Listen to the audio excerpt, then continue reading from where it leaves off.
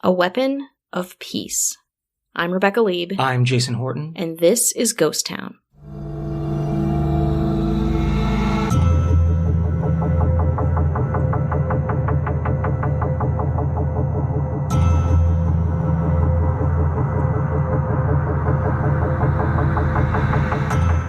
Nikola Tesla, very prolific scientist, inventor. Mm-hmm. His son, Elon, invented the car. So he's very interesting guy. Mm-hmm. Sure somebody's like, really? Everyone's like Googling quick, like feverishly Googling. Yeah, no, he's one of those people that I think people who like conspiracy really like as well. Tesla is one of those people that, like, you know, one person who named their kid Tesla and you go to brunch with like every 2 years kind of a thing, where he's kind of like hip. He's like a hip Edison. Yeah, he's a cooler Edison. Absolutely. He's very interesting, strange life, contributed a lot to ideas, inventions. Mm-hmm. Yeah, he had like Edison and, a lot of like early founders, like they had their hand in a lot of different things. They were, politicians, they were inventors, they were kind of early forgers of the country. He was not quite there, but in that vein. And I think when people talk about Thomas Edison, mm-hmm. Tesla, I heard the name Thomas Edison since I was a kid. Mm-hmm. Tesla, not so much. No. He seems like somebody who contributed a lot, but only as of late. I mean, I never learned about him in school. Well, I think a lot of what he did was the underpinnings for Edison's work and a lot of other scientific, especially like electrical work that we didn't hear about because it wasn't like the light bulb kind of a thing, but stuff that we didn't understand as kids. AC electricity, mm-hmm. all Tesla. Wow. Big time. The Tesla coil, still used in radio. Absolutely. You can see there's a really beautiful one up at the Griffith Park Observatory if you're ever in Los Angeles. It's a whole room with a coil in it, and it's working, and it's incredible. Most of my Griffith Observatory comes from La La Land, the movie. That's where I get most of my... Yeah. I have yet to see it. I don't have a lot of time, you guys. I'm in quarantine. I'm really busy. And definitely don't need anything to take my mind off of anything. No, so I'll table it. He pioneered inventions, mm-hmm. batteries, the X-ray machine, mm-hmm. radar, and more. Yeah. But what is probably most compelling and most interesting is his plans or lack of plans for a death ray. Love it. And I think he had, if I'm not mistaken, a lot of plans that maybe didn't come to fruition. He had a lot of plans for a lot of things, but from what I could gather, mm-hmm. actual plans, concrete plans for a death ray don't seem to exist. Mm-hmm. There's a lot of conspiracy with the FBI has mm-hmm. them. Also, just the idea of a death ray. We talk a lot about nuclear weapons, I think, and arsenals and pandemics, obviously. But the idea of a ray that comes from a laser beam is of its own time and place. Like this real, turn of the century kind of fanaticism around lasers and X-rays and any kind of waves. It's peak science fiction. Mm-hmm. It's like most of the groundwork of science fiction, as far as we know, doesn't really exist. A lot of people have made plans to make one. Mm-hmm. And I think perhaps part of the lore of a death ray is how much of it actually exists, mm-hmm. in what form, and who has it. It's always who has it. And the culture around it, because it is like an object. You don't have to store a death ray. Like it's not like nuclear weapons where people can be like, it's radiation or something like that. It's like, it's probably in someone's garage. Like, who knows what size or scope this could be? And who has it? How much death ray is effective? It's a science that you can't really quantify. It's not like mm-hmm. a 14-pound bowling ball is a 14-pound bowling ball. Yeah. That's quantified. But even radiation, we know enough about radiation. We're like, this much will kill you. This much won't. Like the half-life of this as it goes will be detrimental to you. Like death ray? I don't know. And it's all very exciting, and there is no one who knows, like, we like the death ray we already have, but do you have a more death ray? Yeah, a deathier ray? Do you have a deathier ray? There is none of that, and I think that's what makes it very interesting, and probably in the 1930s made it very alluring, especially, always the, looming idea of what's war, like, the next war, and what do we have and what do they have? And, we've also discussed this even further than that in the 50s, 60s, and 70s about psychic warfare. I mean, so there's no limit to an idea that's too out there. It's nothing too crackpot that the government or governments in the world will be like, we'll give it a shot. Yeah, absolutely. You want us to fund ESP? You got it. We'll do it. Yeah. Easy. And I think there's always a lot with Edison and Tesla, how kind of Edison kind of screwed him over. And that's a narrative. But I think from what I gather, and who knows, this might just be big internet telling me. Ooh. Big internet. And the idea that Edison stole work from Tesla and ideas from Tesla and kind of appropriated to himself. I think he employed Tesla. He was like, you got some great ideas, but I think they were just too out there for Edison to actually use. Even though Edison did steal ideas. There's ideas and there was patents, and then people would disappear. So there was stuff with Edison. I'm not giving him a pass by any means. Yeah, he's still in the fryer. And that kind of war of electricity and such. But something happened in information and textbooks and storytelling that Tesla just never.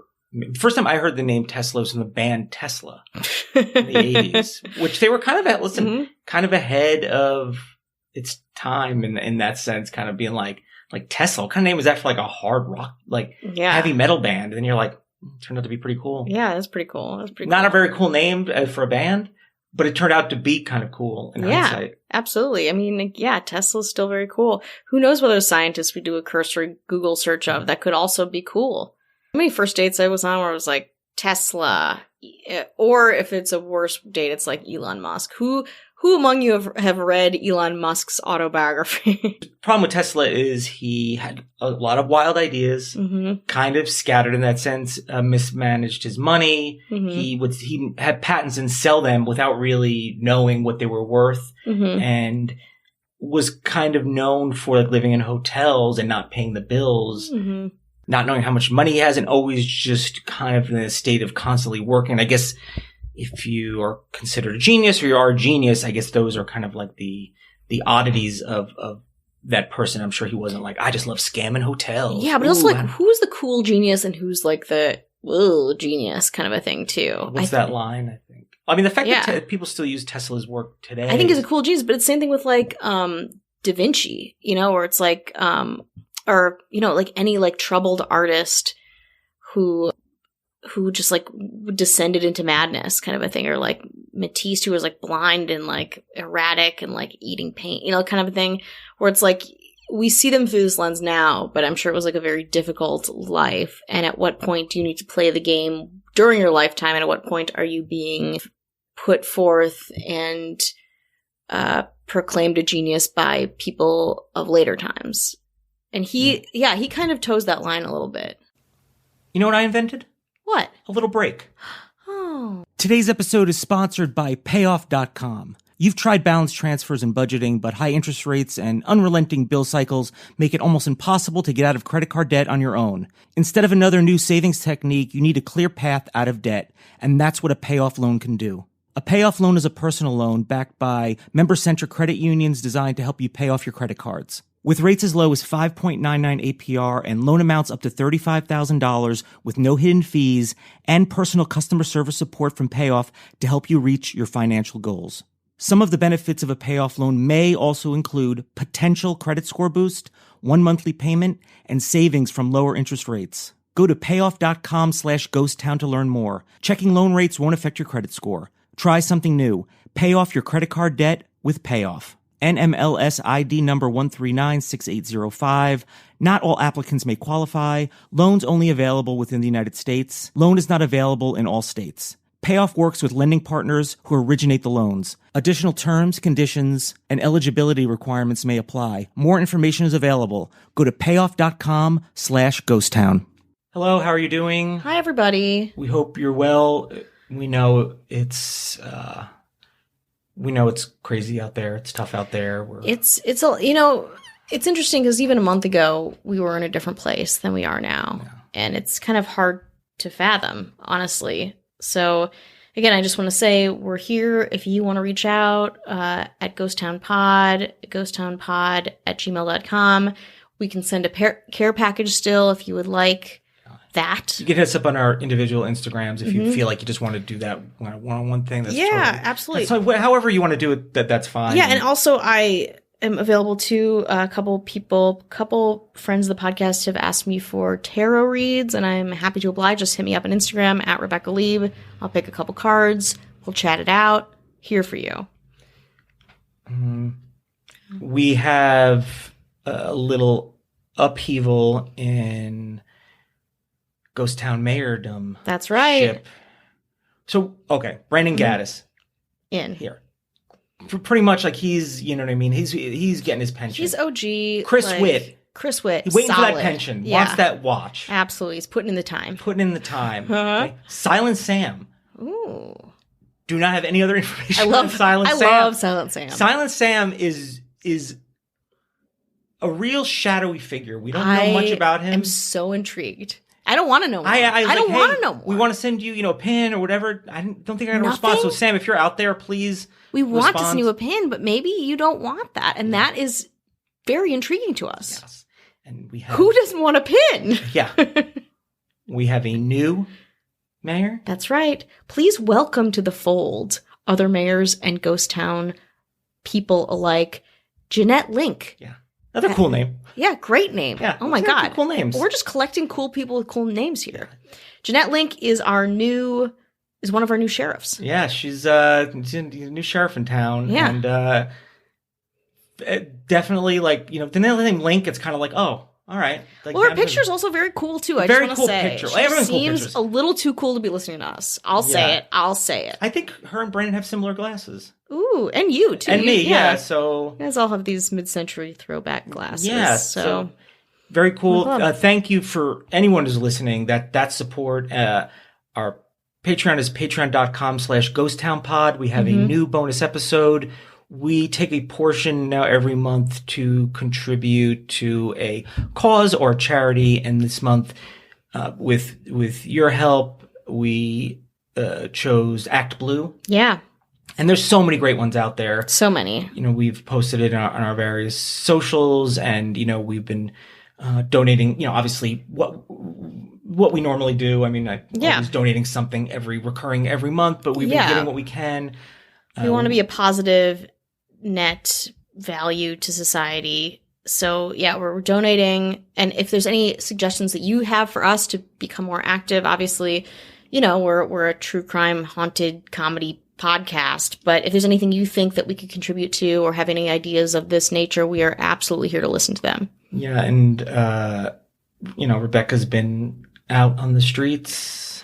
I have been out on the streets. She's been out on the streets. She's been marching. I was out. You were out yesterday. Weird. It's a real shock when you're inside a lot and then you're around a lot of people, but it's just it's so interesting to exercise a constitutional right. Absolutely. And I'm not usually here. We're not big politics on here. We don't really, obviously you could probably guess, but this is not. Yeah, exactly. We're not looking to anything I say, Jason will promptly cut out. well, it's like we would talk about the police. We always I think the point of us is to not have political angles on the things that we talk about. It's more about the story. Yeah, the story. And obviously politics plays into parts of these things. Of course, but we're doing whatever we think we can and should do, and it's great to see a lot of other people in whatever way that they are doing it. It's I've been a little disappointed. I love Los Angeles. I've been a little disappointed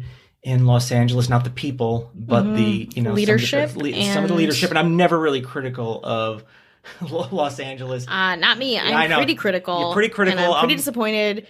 Even oh God, the curfew situation, which I'm sure all of you have heard about in your respective cities too. Again, I don't know how they are as much as they are here, but I mean, also just, we are recording this less than a mile from City Hall in downtown Los Angeles. And I mean, this is a very rare time where we haven't had a helicopter flying above. Like it's silent. It has not been that way for the past week and a half, I would say. And we know that you're not getting enough of this information, either video or tweets on the internet. There's not a lot of that going around. There's not a lot of info. And you're like, wow, thanks. I just wanted a break from all of that. Give me, But I think, which I think about is when you are doing something and you have people that are listening or watching or whatever the case may be, people are like, well, what responsibility are you taking? And, we just want to be transparent that we are doing it. Yeah. But that's also I'm not here to preach or tell you anyone what to do. Absolutely not. That being said, if you want to DM us, I have a lot of information. If you want, Rebecca's, you're a small government here. So. I am. I'm small government, ineffective small government. But I do have a lot of resources if you feel overwhelmed, as many people might. Happy to help in any way. But again, not trying to be preachy, not trying to like direct you or judge anyone in what they're doing or not doing, because it's a crazy, crazy time. And unprecedented in this exact way. Yeah.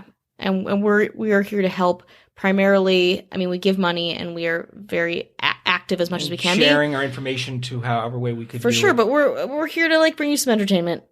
Some interesting things that we find interesting or weird, and we're so excited to talk about it that we hope that you will be interested too. And that's really kind of our bottom line, I guess. Yeah. And, I think I always have ideas of like how to weave in the current political situation into what we talk about. But again, it's really difficult and overwhelming, and perhaps that's not a good idea too. Yeah, and there's plenty of times where I'm just kind of like, you know what, I just need a break. I don't want to. Yeah, let's talk about blobs. I just sometimes I just want to I don't know, let's want to talk about a death ray. I think other people were kind of coming out with plans of a death ray of different sizes and different shapes and different technology behind it. Jack Bretmont and Henry Fleur, they were like, hey, we have a death ray, but it's only short, like a short distance. And they're like, we want to be able to shoot. It's like a point blank death ray. We want to be able to shoot whatever, Russia, Poland, or China, or Korea, or whatever directions. Like, we don't need something to shoot my neighbor. Yeah, to shoot my neighbor who's in my house. Yeah, exactly. My dog is gonna be fried. So they wanted something a little more. It won't be effective in war if you have to march and be like, hold on, we're just going to put this death ray here and turn it off. Exactly. Don't leave this room. And that made Tesla be like, I'm working on a death ray. I have a death ray.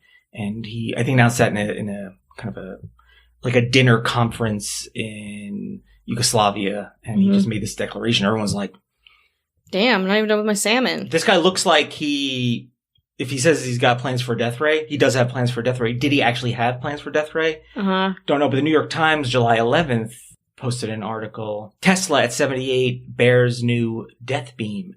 Invention powerful enough to destroy 10,000 planes at 250 miles away. He asserts defensive weapon only. Whoa. So he wasn't kind of like, smash our enemies. He was like, having this will take away the need for war. Nuclear war would be that thing. If everyone's got nuclear warheads pointed at each other, in there lies peace. And Tesla actually called his death ray the Teleforce. Just one cool name after another. Yeah, the Teleforce. Exactly. What if it's like busy on the Teleforce? It's like archaic in a very fun way. Yeah. In 1934, they'll probably like, that's pretty cool. I know. I can't stop thinking about the Rocky Horror Picture Show final scene where like they get beamed up and there's like rays all over the house. Like that's what I'm picturing in my head with Tesla's death ray. I hope I'm right. So according to All That's Interesting, his invention would make it possible to create a national energy fence that would destroy an enemy that passed through it. However, he hoped the application of his invention could be peaceful by making it impossible for armies to attack another country. He hoped that it can completely eliminate warfare. So it was a death beam of like a shield proportion. Okay. So, death ray is not necessarily from point A to point B. It could be more of like a fields, shield, more like a field. It's like a plane. People are obsessed with building fences and walls in general in history, so it doesn't really surprise me. Mm. So what happened to the death ray? The problem is that no one really cared. The genuine interest was kind of low, all things considered, at least not enough to finance it, which is what it takes, and to what end. Mm-hmm. And I think probably a lack of like truly concrete plans or a test model on a shorter scale or smaller scale didn't really exist. Exactly. And this is where the bad genius comes in, where people are like, you would need a lot of investors to make this happen, right? And to get people on board, you kind of need to be genial and kind of need to be, have a good reputation. And he probably was, looking pretty unhinged at that point. It's like a director who makes like a really good movie. Like I think about Michael Cimino, I think is his name. And he made a lot of really good movies. And he's like, I want to make Heaven's Gate, the movie, which we've mentioned on a previous episode. Right. And it really ruined his career. So it's, I think it's like, based on all the successful things I've done. Mm-hmm. And I think if it was a different time, or he was, cause when he died, he was pretty old and kind of, a bit eccentric, that if it was maybe in a different time, but if it was a different time, these other things wouldn't have happened. And then what would we be speaking into right now? What would we be recording into? Death rays. Yeah. We'd just be shooting little teeny death rays. Shooting death rays at each other. Uh-huh. So Tesla was hit by a car while crossing the street in 1937. Also didn't help. Yeah. And he never really recovered. In 1943, he died in a New Yorker hotel where he'd been living and really not paying his bills and kind of living kind of an eccentric life. But he had a lot of papers and a lot of plans. And I think a lot of people are, what happened to them? Where are they? And how's the FBI involved? Oh, excuse me. So 2 days after his death, the FBI seized his belongings, not directly, but through the Department of Justice Alien Property Custodian Office. Because I think he was a citizen, but... It's a little known, less sexy department. Do you know who ran that? You know who ran this department for this particular case, at least? Oh, God, who? See if you recognize this name. His name is John G. Trump. Ring any bells? The name Trump. Where do I know that name? Oh, yeah. He's the leader of our country. Yeah, that is his uncle. He is Uncle Trump? Yeah, Unky Trump. Uncle Trump possessed Tesla's paper, and now his nephew is our president? Go nuts, conspiracy people. Go for it. I'm sure there already are out there. Yeah, I'm not explain that. They've already had you off the pass. But he is an MIT professor, electrical engineer. He worked for the National Defense Research Committee. Intelligent, somebody who at least knew what they were doing. I don't know really much about him other than that. I mean, that's all. If that's all you did in your life, pretty good. Yeah, not bad. So they brought in all the possessions that they thought might be devastating in the enemy's hands. Anything dangerous, potentially, if plans that could be used against the United States. According to him, didn't find any. May very well be true or not true. And that may or may not have included plans for a death ray. Yes. Now you're getting it. Now you're seeing the light. Okay, I'm here. That's interesting though, where it's like, was it all conjecture? Was it this man who was losing his mind? Did he have plans? Did he not? I have to assume that there was at least in his mind, when you work on something, let's say you have like a writing project, even if you don't actually do the work on it, when you're like, hey, can you write something on this? Probably in your mind, you're kind of hashing some things out immediately. Yeah. Like, oh, here's what I'd probably do this. Yeah, plans are very loose. Having plans in his head on paper, so that does not surprise me. Yeah, for you, this still feels very like, all right, a plan was kind of in motion, like it existed, be it on paper or in his mind. It's the idea of, are the plans like that? Or did he have concrete plans that the FBI are like, oh, we're holding on to these? Oh, yeah. Even though they didn't find anything. They say they don't exist. Interesting.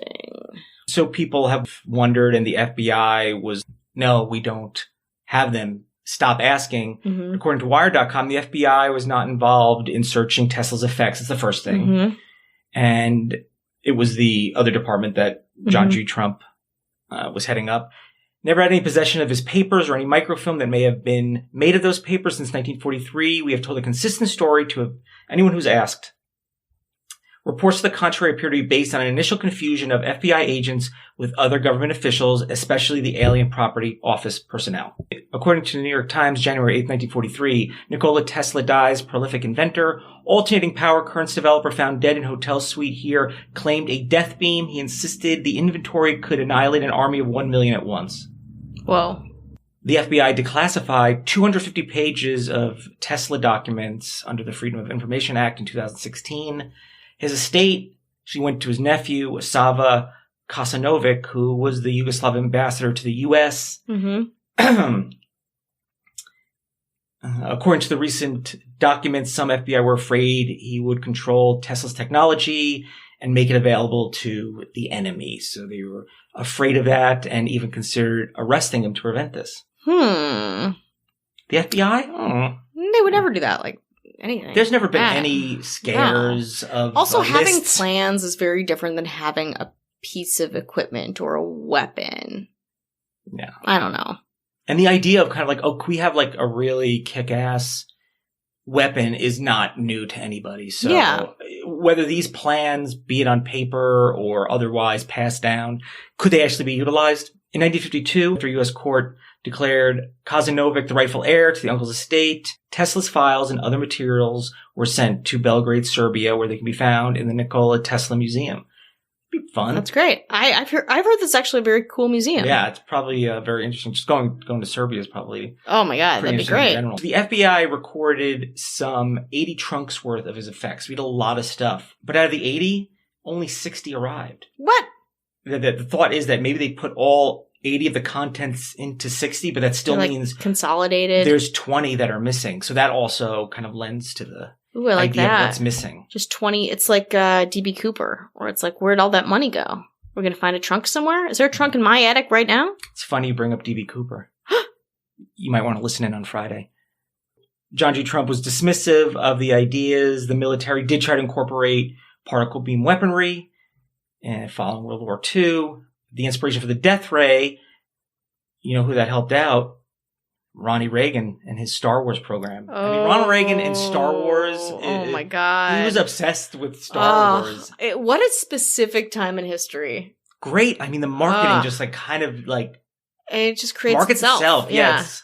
So this kind of was lent to that. And if the government is using the ideas of Tesla for this, who's to know and who's to say? Mm-hmm. And I kind of want to end it like on another interesting part of Tesla that I actually found very endearing. Okay. Loved pigeons. That's right. Loved pigeons. And I remember like living in San Diego, I was like kind of like in a weird place and I would just go and feed pigeons. Oh. Yeah. I was trying to kind of, and I just love doing it. I don't know. Oh my There's god. something Do you very, have plans for a death ray?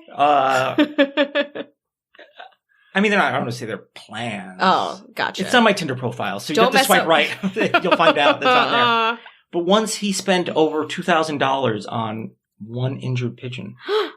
He built a device that supported the bones so they could heal. And quote, "I love that pigeon as a man loves a woman, and she loved me. As long as I had her, there was purpose to my life," he said. Whoa, Of that's her.